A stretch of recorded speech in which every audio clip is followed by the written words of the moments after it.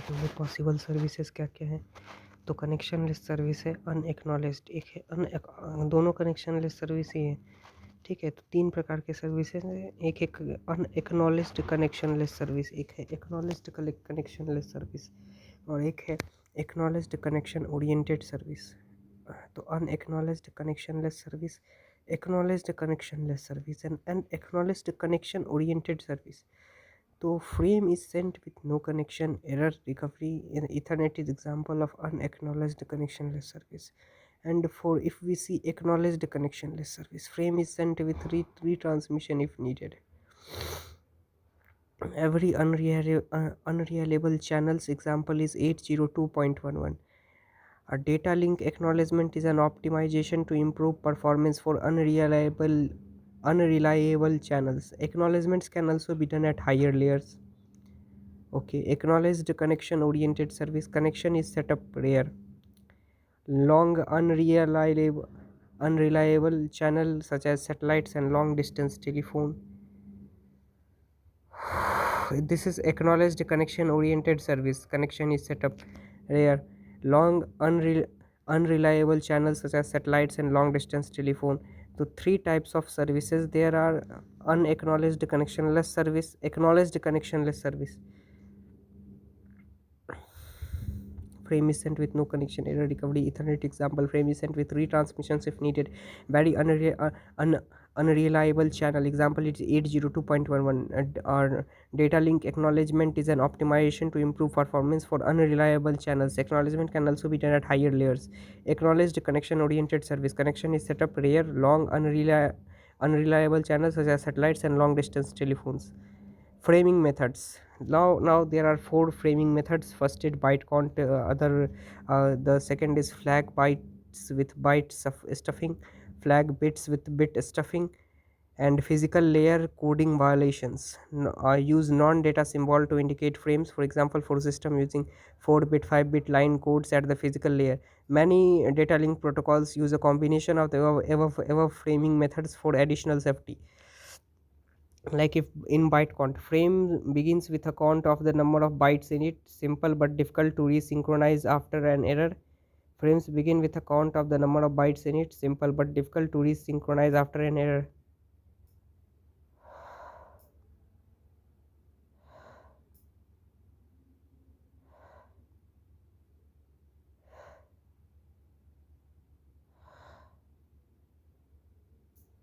Expected case, then error case, simple but difficult to resynchronise after an error. अगर कोई error हो गया, अगर 1 2 3 4 5 6 7, ओके इसमें क्या एरर हो गया, now a byte count.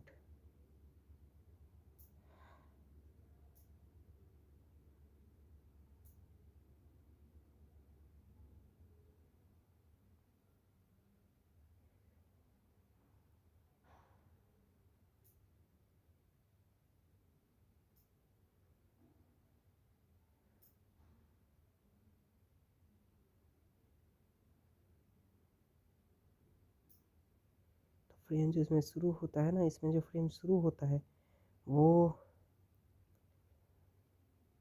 With the count of the number of bytes, वो पहला जो ब्लॉक है, पहला जो ब्लॉक है वो ये दिखा देता है कि टोटल नंबर ऑफ बाइट्स कितने हैं फ्रेम में, उससे शुरू हुआ। Simple but difficult to resynchronise after an error. अगर कोई एरर आ गया तो फिर इसके रीसिंक्रोनाइजेशन में बहुत ज़्यादा दिक्कत आएगी। ये है फ्रेमिंग मेथड, जिसमें कि पहला मेथड है बाइट काउंट, फिर है बाइट स्टफिंग, फिर है बिट स्टफिंग, फिर है फिजिकल लेयर कोडिंग वायलेशंस। तो हम देख रहे हैं बाइट काउंट। तो यहाँ पे दिक्कत ये है कि अगर हमारा डेटा ही 1 है तो फिर बाइट काउंट भी 1 ही होगा, और 1 होगा तो 1 को वो कैप्चर नहीं कर पाएगा। तो ये है इसमें एरर, ये हो जाएगा एरर केस। अब हम देखेंगे byte stuffing, special flag bytes delimit frames. जो हमारा बाइट स्टफिंग है उसमें special flag bytes delimit frame, special flag bytes जो होते हैं वो फ्रेम को लिमिट करते हैं, और वो फ्रेम का लिमिटेशन सेट करते हैं। Special flag occurrences of flag in the data must be stuffed escape. जो हमारा जहाँ जहाँ डेटा में फ्लैग आ रहा है उसको हमें एस्केप करना होगा। क्योंकि वो फ्लैग है, वो डेटा का पार्ट थोड़ी ना है। Longer but easy to resynchronise after error, ये लंबा होता है लेकिन एरर के बाद इसको रिसिंक्रोनाइज करना आसान होता है। बाइट काउंट को रिसिंक्रोनाइज करना, बाइट काउंट फ्रेमिंग मेथड को रिसिंक्रोनाइज करना आसान नहीं होता, लेकिन बाइट स्टफिंग फ्रेमिंग मेथड को बाइट स्टफिंग फ्रेमिंग मेथड को रिसिंक्रोनाइज करना आसान होता है। जैसे कि फ्रेम का फॉर्मेट होगा फ्लैग, फिर हेडर, फिर पेलोड फील्ड, फिर टेलर, फिर से फ्लैग लगा दिया हमने, तो फ्लैग को हमें स्किप करना होता है क्योंकि flag is not the part of the data. Okay, original byte था हमारा A flag B, A escape B, stuffing example A escape flag B, A escape B.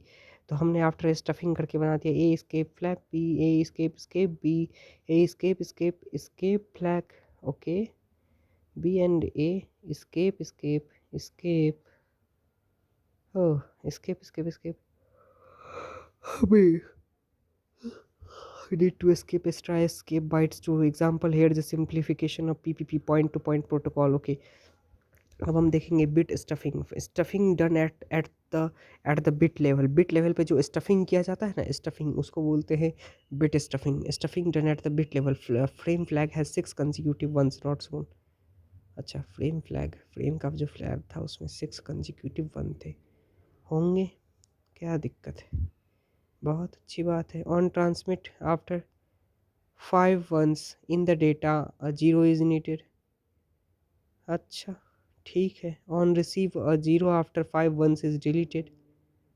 Transmitted with bits with stuffing, तो 5 5 के बाद हमने 0 0 0 दे दिया, ठीक है, stuffed bits.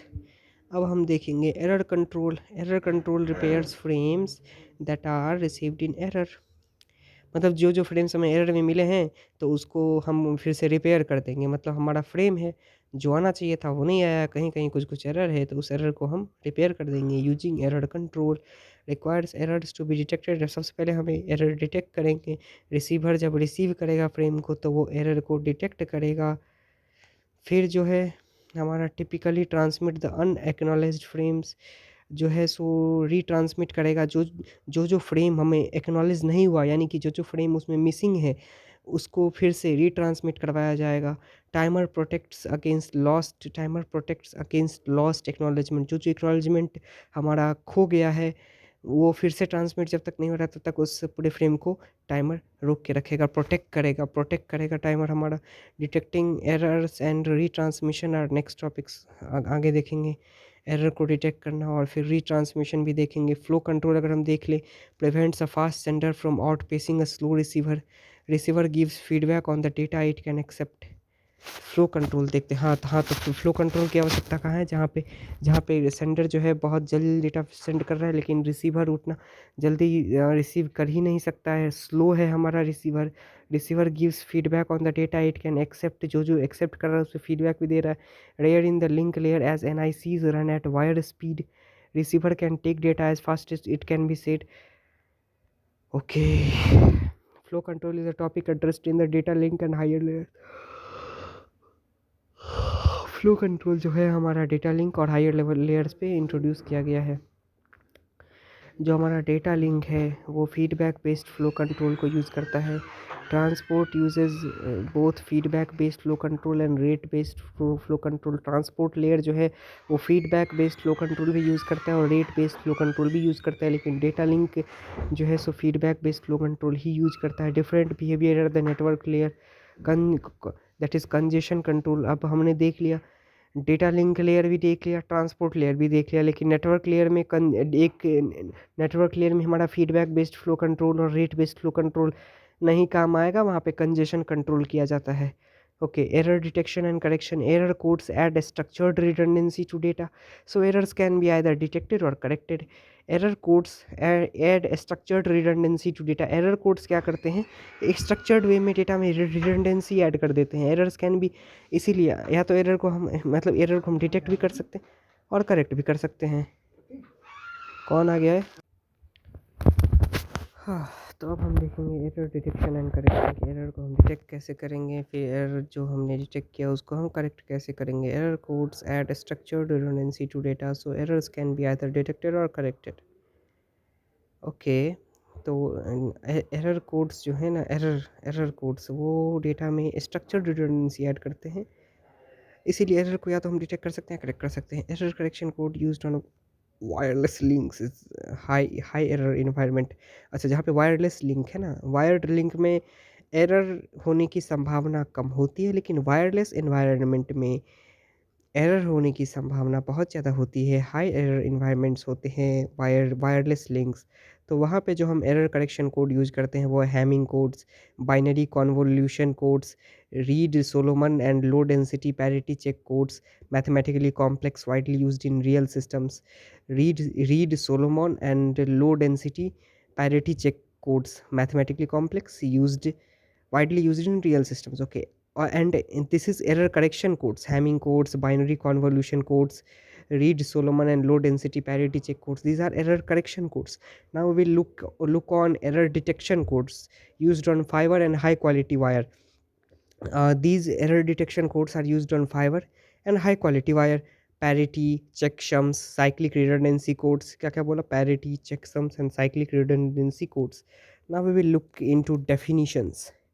Error detection or correction codes add extra redundant bits to the message so that the message could be accurately reconstructed or detected at the remote peer node. Whew. Error detection और correction codes add extra redundant bits. ये जो error detection या correction code है, ये extra redundancy bit, मतलब redundant bit add कर देते हैं मैसेज में, so that the message could be accurately reconstructed और detected at the remote peer node. Remote peer node पे मैसेज को क्या किया जा सके, एक्यूरेटली रिकंस्ट्रक्ट किया जा सके या फिर डिटेक्ट किया सकते हैं। तो एरर डिटेक्शन और करेक्शन कोड क्या करते हैं, एक्स्ट्रा रिडंडेंट बिट्स ऐड कर देते हैं मैसेज में, ताकि हम मैसेज को एक्यूरेटली रिकंस्ट्रक्ट कर सके, डिटेक्ट कर सके रिमोट पीयर नोड पे। मतलब एम डेटा मैसेज बिट्स है ना, तो plus R check bits add कर दिया, तो एन जो है हमारा एम प्लस आर हो गया, एन हमारा कोड वर्ड हो गया। Code rate is the fraction of the code word that contain information that is not redundant, M by N. तो एन कोड कोडवर्ड हो गया एम प्लस आर, लेकिन code rate क्या है, code rate is the fraction of the code word that contains information that is not, जो कि redundant नहीं है, जो कि हमने बिना बिना ऐड किए वाला जो है ना, वो उसका रेशियो जो बिना ऐड किए वाला अपॉन जो टोटल हमने ऐड करके बना दिया, आर चेक बिट्स जो ऐड कर दिया। एम था हमारा original data bits of the message, उसमें हमने आर चेक बिट्स ऐड कर दिया, तो हमारा जो total length of the code word हो गया वो हो गया एम प्लस आर। तो अब कोड रेट हम ये एक टर्म डिफाइन किया कि एम अपॉन एन, एम था हमारा ओरिजिनल वाला, एन जो कि हमने जोड़ के बना दिया। Block code R check bits are computed solely as a fraction of the M data bits with which they are associated, operates on a predetermined message size.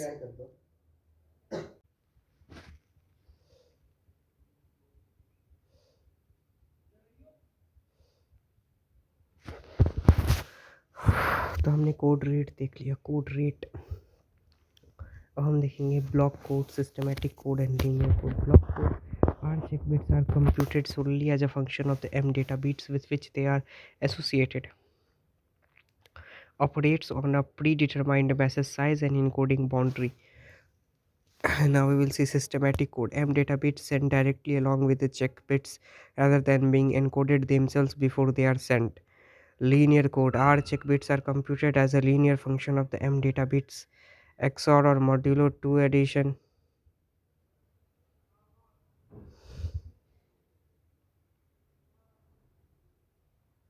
This means that encoding can be done with operations such as matrix multiplication or simple logic circuits. क्या बोला इसने, block code R check bits are computed solely as a function of the m data bits with which they are associated, operates on a predetermined message size and encoding boundary.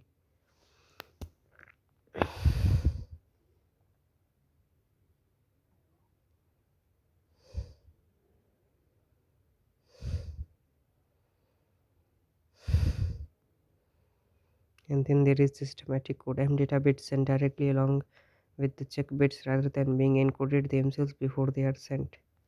M data bits sent directly along with the check bits rather than being encoded themselves before they are sent. Block code. R check bits are computed solely as a function of the M data bits with which they are associated, operates on a predetermined message size and encoding boundary. Block code होता है जिसमें कि are check bits को हम M data bits के function से ही compute करते हैं, जिसमें कि हम उसका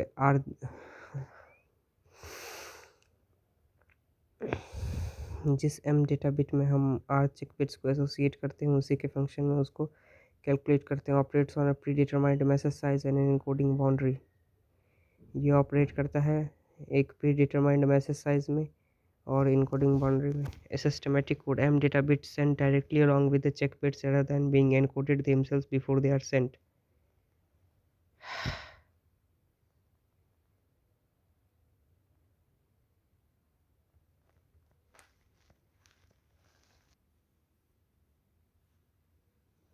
ओके, तो हमने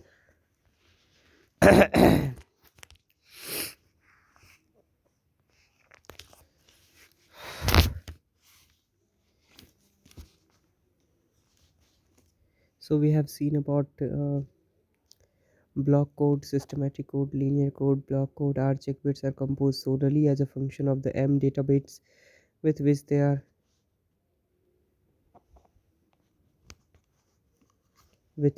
are associated. Operates on a predetermined message size and encoding boundary. Wait for a minute.